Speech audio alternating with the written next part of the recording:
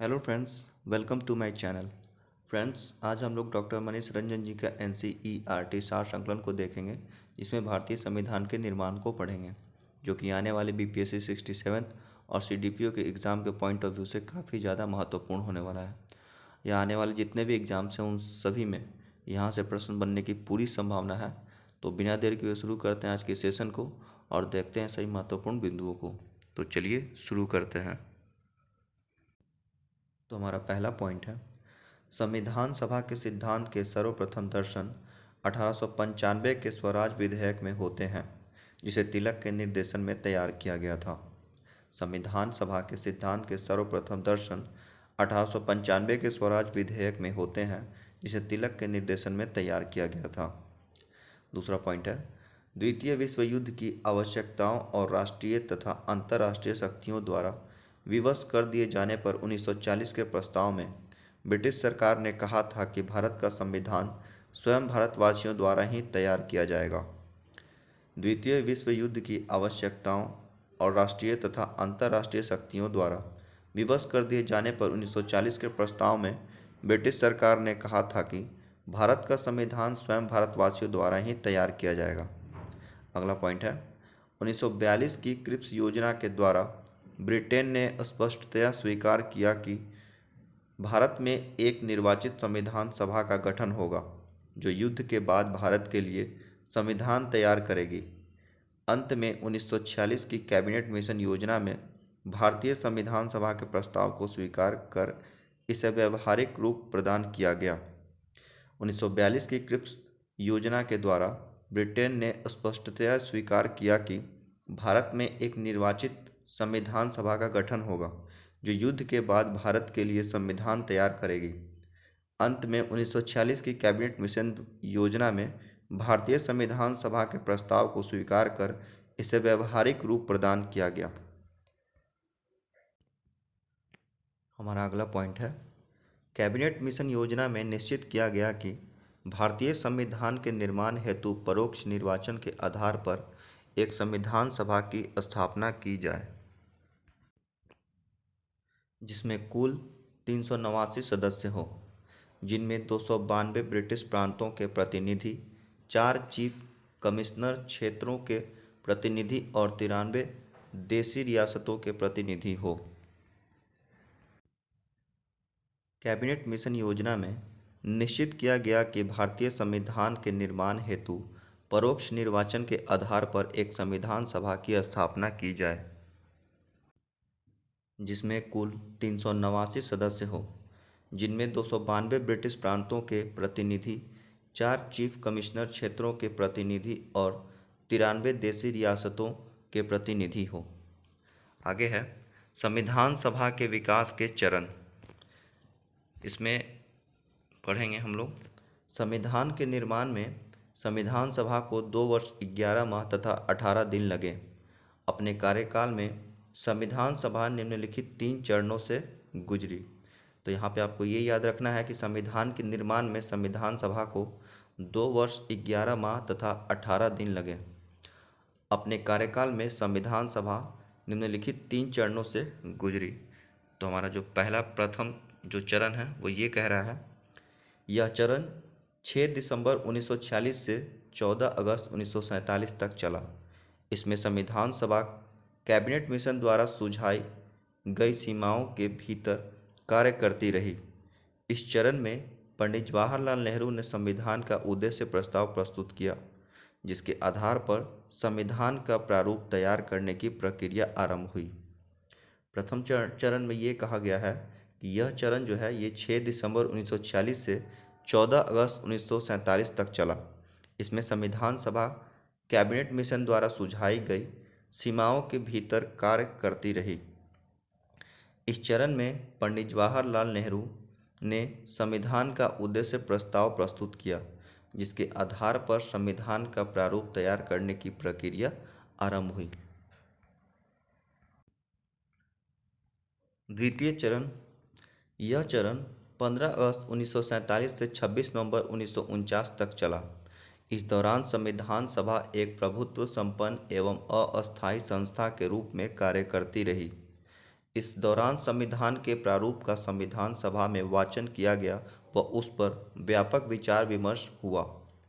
द्वितीय चरण में ये कहा गया है कि यह जो चरण है 15 अगस्त 1947 से 26 नवंबर 1949 तक चला।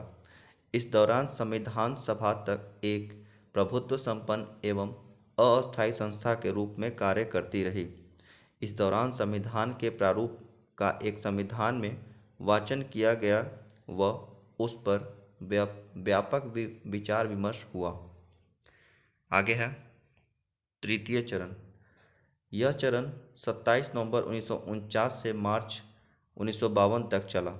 इस दौरान संविधान सभा तब तक एक अस्थायी संसद के रूप में कार्य करती रही जब तक भारत में आम चुनाव के पश्चात निर्वाचित प्रतिनिधि नहीं चुने गए व नई संसद का निर्माण नहीं हुआ।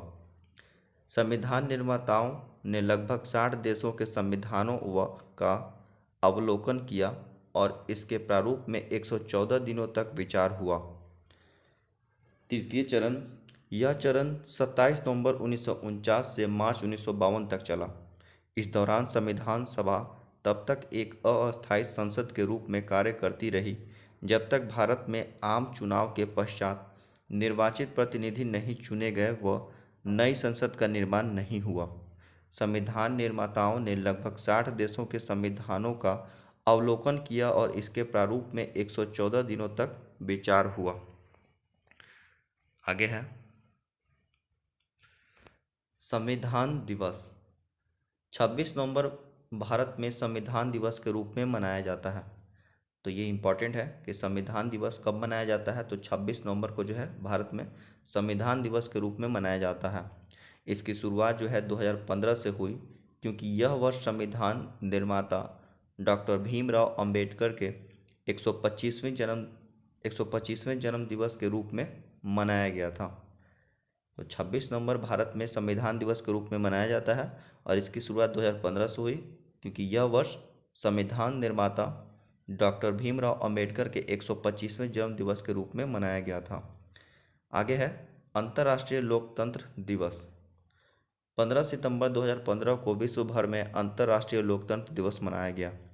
संयुक्त राष्ट्र महासभा ने वर्ष 2007 में एक प्रस्ताव पारित कर इस दिवस को मनाने की घोषणा की थी। तो अंतर्राष्ट्रीय लोकतंत्र दिवस ये 15 सितंबर 2015 को विश्व भर में अंतर्राष्ट्रीय लोकतंत्र दिवस मनाया गया। संयुक्त राष्ट्र महासभा ने वर्ष 2007 में एक प्रस्ताव पारित कर इस दिवस को मनाने की घोषणा की थी। इसे भी आपने याद रखना है। आगे है राष्ट्रीय मतदाता दिवस। राष्ट्रीय मतदाता दिवस वर्ष 2011 से प्रतिवर्ष 25 जनवरी को मनाया जाता है। वर्ष 2020 में राष्ट्रीय मतदाता दिवस का विषय है मजबूत लोकतंत्र के लिए चुनावी साक्षरता। तो राष्ट्रीय मतदाता दिवस वर्ष 2011 से प्रतिवर्ष 25 जनवरी को मनाया जाता है। ये इम्पॉर्टेंट है, याद रखने वाली बात है कि हर साल जो है राष्ट्रीय मतदाता दिवस 25 जनवरी को मनाया जाता है और राष्ट्रीय मतदाता दिवस वर्ष 2011 से जो है ये शुरू किया गया। वर्ष 2020 में राष्ट्रीय मतदाता दिवस का जो विषय था वो था मजबूत लोकतंत्र के लिए चुनावी साक्षरता। आगे है संविधान सभा के प्रमुख सदस्य। इसमें कह रहा है कांग्रेस के सभी चोटी के नेता पंडित जवाहरलाल नेहरू, सरदार वल्लभ भाई पटेल, डॉक्टर राजेंद्र प्रसाद, मौलाना आज़ाद, चक्रवर्ती राजगोपालाचारी, पंडित गोविंद बल्लभ पंत, बाल गोविंद खेर, बाबू पुरुषोत्तम दास टंडन, के.एम. मुंशी, आचार्य जे.बी. कृपलानी और टी.टी. कृष्णमाचारी इसके सदस्य थे। आगे है कांग्रेस के अतिरिक्त अन्य दलों से संबद्ध व्यक्तियों में doctor Sarvepalli Radhakrishnan, doctor Shyama Prasad Mukherjee, Pandit Hridaynath Kunzru, N. Gopalaswami Ayyangar, doctor Jayakar Bakshi, Tekchand, sir Alladi Krishnaswami Iyer, professor K T. Shah और डॉक्टर भीमराव अंबेडकर प्रमुख थे। आगे है महिला सदस्यों में श्रीमती सरोजनी नायडू, श्रीमती हंसा मेहता और श्रीमती दुर्गाबाई देशमुख प्रमुख थीं। महिला सदस्यों में श्रीमती सरोजिनी नायडू, श्रीमती हंसा मेहता और श्रीमती दुर्गाबाई देशमुख प्रमुख थीं। संविधान सभा की सदस्यता अस्वीकार करने वाले व्यक्तियों में तेज बहादुर सप्रू स्वास्थ्य के आधार पर एवं जयप्रकाश नारायण थे। संविधान सभा की सदस्यता अस्वीकार करने वाले व्यक्तियों में तेज बहादुर सप्रू स्वास्थ्य के आधार पर एवं जयप्रकाश नारायण थे। आगे है संविधान सभा की समितियां। संविधान सभा ने संविधान के निर्माण से संबंधित विभिन्न कार्यों को करने के लिए कई समितियां का गठन किया। इनमें 8 बड़ी समितियां थी एवं अन्य छोटी। बड़ी समितियों एवं इनके अध्यक्षों के नाम इस प्रकार है, नीचे दे रखा है। बड़ी समितियां एवं उनके अध्यक्ष। इसमें पहला है संघ शक्ति समिति। संघ शक्ति समिति के जो अध्यक्ष थे वो पंडित जवाहरलाल नेहरू थे। दूसरा है संघीय संविधान समिति। संघीय संविधान समिति के जो अध्यक्ष थे वो भी पंडित जवाहरलाल नेहरू ही थे। तीसरा है प्रांतीय संविधान समिति। प्रांतीय संविधान समिति के जो अध्यक्ष थे वो सरदार वल्लभ भाई पटेल थे। आगे है प्रारूप समिति। प्रारूप समिति के जो अध्यक्ष थे वो थे डॉक्टर भीमराव अंबेडकर। आगे है मौलिक अधिकारों एवं अल्पसंख्यकों से संबंधित परामर्श समिति। इसके जो अध्यक्ष थे वो थे सरदार वल्लभ भाई पटेल। इसको एक बार फिर से रिपीट कर लेते हैं बिकॉज ये इम्पॉर्टेंट है। कह रहा है पहला संघ शक्ति समिति के जो अध्यक्ष थे वो थे पंडित जवाहरलाल नेहरू। दूसरा है संघीय संविधान समिति के जो अध्यक्ष थे वो भी पंडित जवाहरलाल नेहरू ही थे। तीसरा है प्रांतीय संविधान समिति। इसके अध्यक्ष सरदार वल्लभ भाई पटेल थे। चौथा है प्रारूप समिति। प्रारूप समिति के जो अध्यक्ष थे वो थे डॉक्टर भीमराव अंबेडकर। आगे कह रहा है मौलिक अधिकारों एवं अल्पसंख्यकों से संबंधित परामर्श समिति। इसके अध्यक्ष जो थे वो थे सरदार वल्लभ भाई पटेल। आगे है इस समिति की 2 उप समितियां थीं। पहला मौलिक अधिकार उप समिति जिसके की अध्यक्ष JB कृपलानी थे और दूसरा कह रहा है अल्पसंख्यक उप समिति। इसके जो अध्यक्ष थे वो थे HC मुखर्जी। यानी कि मौलिक अधिकारों एवं अल्पसंख्यकों से संबंधित परामर्श समिति की 2 उप समितियाँ थीं जिसमें पहला जो था वो मौलिक अधिकार उप समिति जिसके की अध्यक्ष जो थे वो थे JB कृपलानी और दूसरा था अल्पसंख्यक उप समिति जिसके की अध्यक्ष HC मुखर्जी थे। आगे कह रहा है छठा प्रक्रिया नियम समिति। प्रक्रिया नियम समिति के जो अध्यक्ष थे वो थे डॉक्टर राजेंद्र प्रसाद। प्रक्रिया नियम समिति के अध्यक्ष कौन थे? वो थे डॉक्टर राजेंद्र प्रसाद। आगे है राज्यों के लिए समिति। राज्यों के लिए समिति के अध्यक्ष पंडित जवाहरलाल नेहरू थे। आगे है संचालन समिति। संचालन समिति के अध्यक्ष डॉक्टर राजेंद्र प्रसाद थे। आगे कह रहा है संविधान सभा के संवैधानिक सलाहकार BN राव द्वारा संविधान का पहला प्रारूप तैयार किया गया था। इस प्रारूप में 243 अनुच्छेद एवं 13 अनुसूचियाँ थीं। संविधान सभा के संवैधानिक सलाहकार BN राव द्वारा संविधान का पहला प्रारूप तैयार किया गया था। इस प्रारूप में 243 अनुच्छेद एवं 13 अनुसूचियाँ थीं। आगे है प्रारूप समिति। संविधान के प्रारूप को तैयार करने के लिए 29 अगस्त 1947 ईस्वी को प्रारूप समिति का गठन किया गया। डॉक्टर भीमराव अंबेडकर इसके अध्यक्ष थे। संविधान के प्रारूप को तैयार करने के लिए 29 अगस्त 1947 ईस्वी को प्रारूप समिति का गठन किया गया। डॉक्टर भीमराव अंबेडकर इसके अध्यक्ष थे। तो इसमें याद रखने वाली बात यह है कि प्रारूप समिति को जो है कब तैयार किया गया था, तो 29 अगस्त 1947 ईस्वी को। और इसके जो अध्यक्ष थे वो कौन थे, तो वो थे डॉक्टर भीमराव अंबेडकर। आगे कह रहा है 30 अगस्त 1947 ईस्वी को प्रारूप समिति की प्रथम बैठक हुई। तो यहाँ पे आपको ये याद रखना है कि संविधान के प्रारूप को तैयार करने के लिए 29 अगस्त 1947 ईस्वी को प्रारूप समिति का गठन किया गया और 30 अगस्त 1947 ईस्वी को प्रारूप समिति की प्रथम बैठक हुई। इसके पश्चात संविधान के प्रारूप पर 114 दिनों तक चर्चा की गई। इस दौरान तैयार प्रारूप का 3 बार वाचन किया गया। 30 अगस्त 1947 ईस्वी को प्रारूप समिति की प्रथम बैठक हुई। इसके पश्चात संविधान के प्रारूप पर 114 दिनों तक चर्चा की गई। इस दौरान तैयार प्रारूप का 3 बार वाचन किया गया। वाचन यानी कि रीडिंग। आगे है, डॉक्टर B.R. अम्बेडकर ने संविधान सभा के समक्ष the constitution is settled by the assembly be passed प्रस्ताव पेश किया।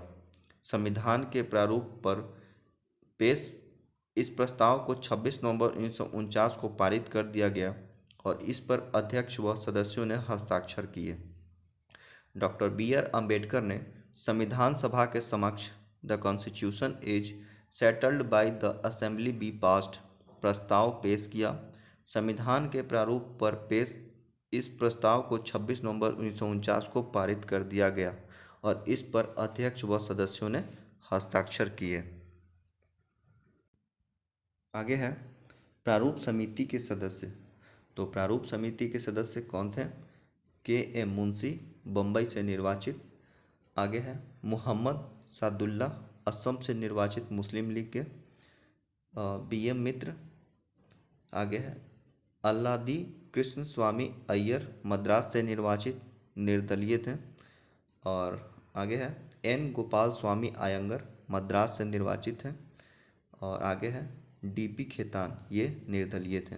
तो ये सभी के सभी जो थे ये प्रारूप समिति के सदस्य थे। और इसको एक बार फिर से रिपीट कर लेते हैं। K.M. मुंशी जो कि बम्बई से निर्वाचित थे, मोहम्मद सादुल्ला जो कि असम से निर्वाचित थे, B.M. मित्र, अल्लादी कृष्ण स्वामी अय्यर जो कि मद्रास से निर्वाचित थे। आगे है N. गोपाल स्वामी अयंगर जो कि मद्रास से निर्वाचित थे। और आगे है D.P. खेतान जो कि निर्दलीय से थे। आगे है छोटी समितियां एवं उनके अध्यक्ष। पहला है संविधान सभा के कार्यों से संबंधित समिति के अध्यक्ष जो थे वो थे G.V. मावलंकर। संविधान सभा के कार्यों से संबंधित समिति के अध्यक्ष जो थे वो थे G.V. मावलंकर। दूसरा है कार्य संचालन समिति के जो अध्यक्ष थे वो थे डॉक्टर K.M. मुंशी। कार्य संचालन समिति के जो अध्यक्ष थे उनका नाम था डॉक्टर K.M. मुंशी। तीसरा है सदन समिति। सदन समिति के जो अध्यक्ष थे वो थे B. पट्टाभी सीतारमैया।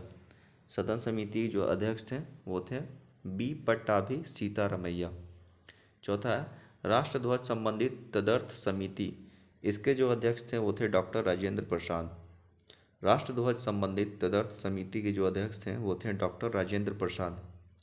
पांचवा है मौलिक अधिकारों, अल्पसंख्यकों एवं जनजातियों व बहिष्कृत क्षेत्रों के लिए सलाहकार समिति के जो अध्यक्ष थे वो थे सरदार वल्लभ भाई पटेल। मौलिक अधिकारों, अल्पसंख्यकों एवं जनजातियों व बहिष्कृत क्षेत्रों के लिए सलाहकार समिति के जो अध्यक्ष थे वो थे सरदार वल्लभ भाई पटेल। छठा है क्रीडेंशियल समिति। क्रीडेंशियल समिति के जो अध्यक्ष थे वो थे अल्लादी कृष्णा स्वामी अय्यर। क्रीडेंशियल समिति के जो अध्यक्ष थे वो थे अल्लादी कृष्णा स्वामी अय्यर। आगे है वित्त एवं कर्मचारी समिति के अध्यक्ष। तो वित्त एवं कर्मचारी समिति के जो अध्यक्ष थे वो थे डॉक्टर राजेंद्र प्रसाद। कौन थे? डॉक्टर राजेंद्र प्रसाद जो थे ये वित्त एवं कर्मचारी समिति के अध्यक्ष थे। आगे है आठवां है हिंदी अनुवाद समिति। नौवां है उर्दू अनुवाद समिति। 10वां है प्रेस दीर्घा समिति। आगे है आयुक्तों के प्रांतों के लिए समिति जिसके कि अध्यक्ष B. पट्टाभी सीतारमैया थे। आयुक्तों के प्रांतों के लिए समिति के अध्यक्ष जो थे वो B. पट्टाभी सीतारमैया थे। आगे है भाषाई प्रांतों से संबंधित आयोग, वित्तीय प्रावधान संबंधित विशेषज्ञ समिति। आगे है सर्वोच्च न्यायालय के लिए तदर्थ समितियां के जो अध्यक्ष थे वो थे H. वरदाचार्यार। सर्वोच्च न्यायालय के लिए तदर्थ समितियां के जो अध्यक्ष थे वो थे एस वरदाचार्यार। आगे है, भारतीय संविधान के पिता या आधुनिक मनु की संज्ञा डॉक्टर बी आर अम्बेडकर को दी जाती है। भारतीय संविधान के पिता या आधुनिक मनु की संज्ञा डॉक्टर बी आर अम्बेडकर को दी जाती है। संविधान सभा में डॉक्टर बी आर अम्बेडकर का निर्वाचन पश्चिम बंगाल से हुआ था। संविधान सभा में डॉक्टर बी आर अम्बेडकर का निर्वाचन ये पश्चिम बंगाल से हुआ था। आगे है, संविधान की प्रस्तावना में 26 नवंबर 1949 का उल्लेख उस दिन के रूप में किया गया है जिस दिन भारत के लोगों ने सभा में संविधान को अपनाया, लागू किया व स्वयं को सौंपा। संविधान की प्रस्तावना में 26 नवंबर 1949 का उल्लेख उस दिन के रूप में किया गया है जिस दिन भारत के लोगों ने सभा में संविधान को अपनाया, लागू किया व स्वयं को सौंपा। आगे है, 26 नवंबर 1949 को अपनाए गए संविधान में प्रस्तावना 22 भाग 395 अनुच्छेद और 8 अनुसूचियां थीं। प्रस्तावना को पूरे संविधान को लागू करने के बाद लागू किया गया। 26 नवंबर 1949 को अपनाए गए संविधान में प्रस्तावना 22 भाग 395 अनुच्छेद और 8 अनुसूचियां थी। प्रस्तावना को पूरे संविधान को लागू करने के बाद लागू किया गया। आगे है, संविधान की स्वीकृति। इसमें पहला पॉइंट है, प्रारूप समिति द्वारा संविधान का जो ये प्रारूप तैयार किया गया वह 1 फरवरी 1948 के दिन संविधान सभा के अध्यक्ष को सुपुर्द किया गया। 26 नवंबर 1949 को संविधान सभा ने भारतीय संविधान को अंतिम रूप प्रदान किया और इसी दिन इस पर अध्यक्ष के हस्ताक्षर हुए। प्रारूप समिति द्वारा संविधान का जो प्रारूप तैयार किया गया वह 1 फरवरी 1948 के दिन संविधान सभा के अध्यक्ष को सुपुर्द किया गया। 26 नवंबर 1949 को संविधान सभा ने भारतीय संविधान को अंतिम रूप प्रदान किया और इसी दिन इस पर अध्यक्ष के हस्ताक्षर हुए। आगे है, संविधान के 15 अनुच्छेद 26 नवंबर 1949 को ही लागू कर दिए गए थे, परंतु शेष संविधान 26 नवंबर 1950 को लागू किया गया। संविधान के 15 अनुच्छेद 26 नवंबर 1949 को ही लागू कर दिए गए थे, परंतु शेष संविधान 26 जनवरी 1950 को लागू किया गया।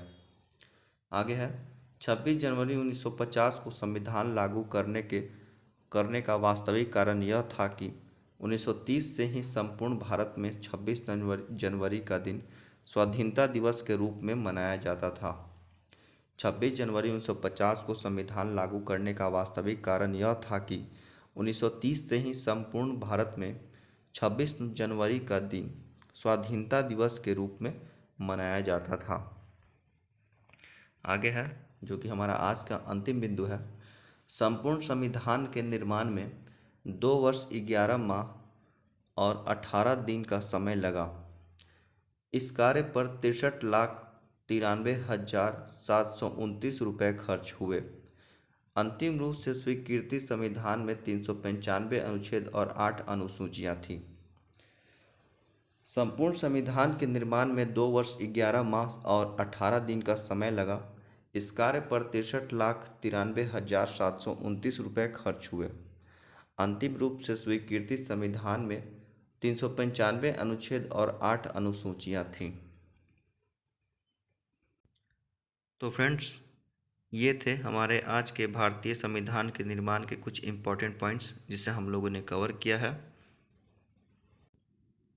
अगर आज का ये सेशन आप लोगों को अच्छा लगा हो तो वीडियो को लाइक कीजिए, शेयर कीजिए और चैनल को सब्सक्राइब कीजिए। मिलते हैं अगले वीडियो में, तब तक के लिए बाय, टेक केयर।